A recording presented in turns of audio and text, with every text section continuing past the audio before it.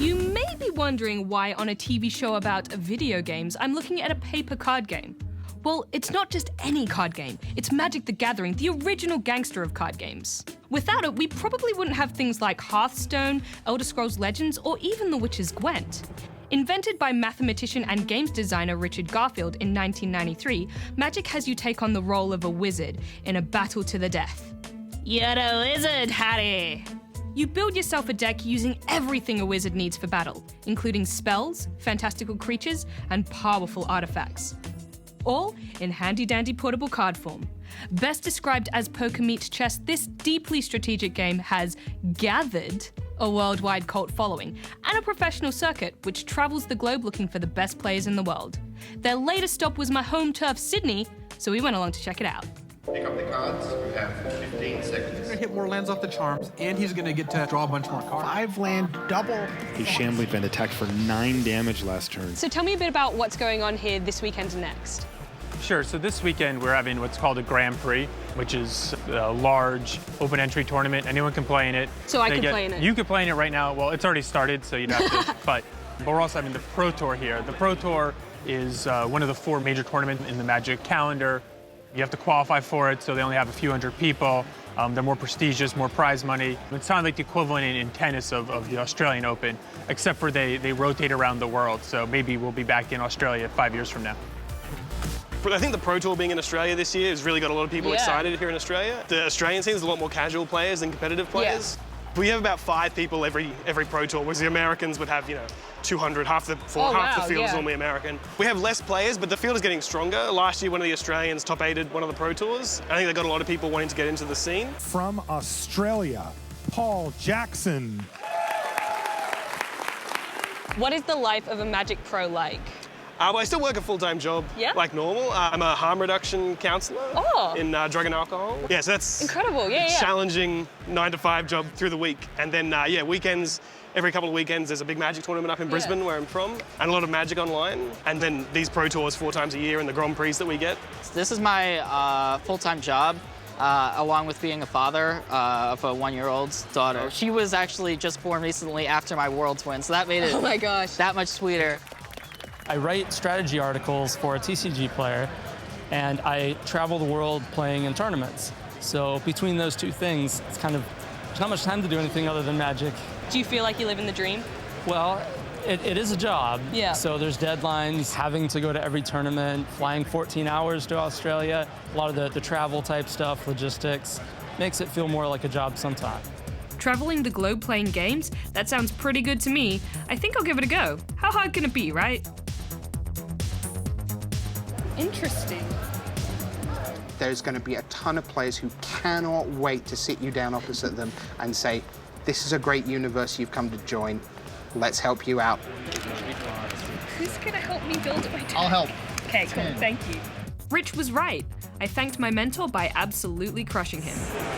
You're on 13 life? I win. And I win. This Magic thing was easy. Time to get some inside tips so I can win the next tournament. The biggest tool to get competitive with Magic is Magic Online, because 99% of the players on there are above average, very skilled players. I've completely forgotten my curve. I don't know how much any of my cards cost. Magic's like an interesting thing, right? I mean, you're almost always disappointed at the end of a tournament. Really? Yeah, because, the vast majority of the time, I'm not winning a tournament. You understand that this is sort of what it's like. There's a lot of luck involved, and even, tournaments where I was the best player in the world, maybe I'm 4 or 5% to win. But everyone's incredibly friendly, and I think if there is any sort of competition, there's no bitterness there. Everyone's understanding that it's that it is a game, and we're all here for the same reason. Everyone likes to be right, and Magic is full of wrong. You are wrong almost every turn of every game. Wrong land, wrong goblin, your turn. Oops.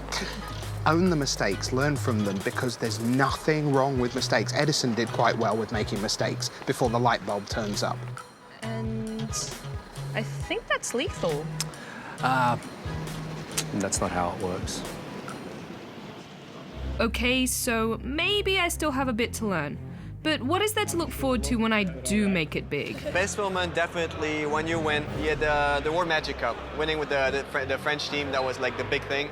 Being able to celebrate with your friends and like representing country, that was great.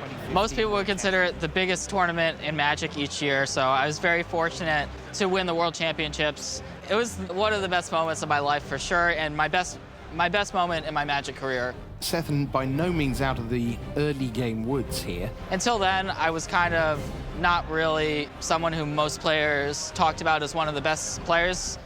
Double Siege, Rhino, and Seth Manfield is the champion of the world. But I think now I've got more recognition. Now everyone's going to be watching you. Yeah.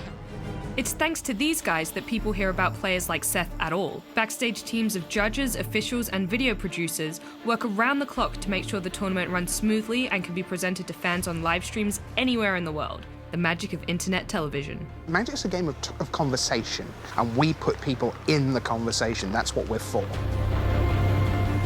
Turning games into spectacles is really exciting. It's not only about, learning from the best. Of course, we have the best players in the world playing here, and lots of players will just look at their strategies, apply that to their own decks and stuff like that.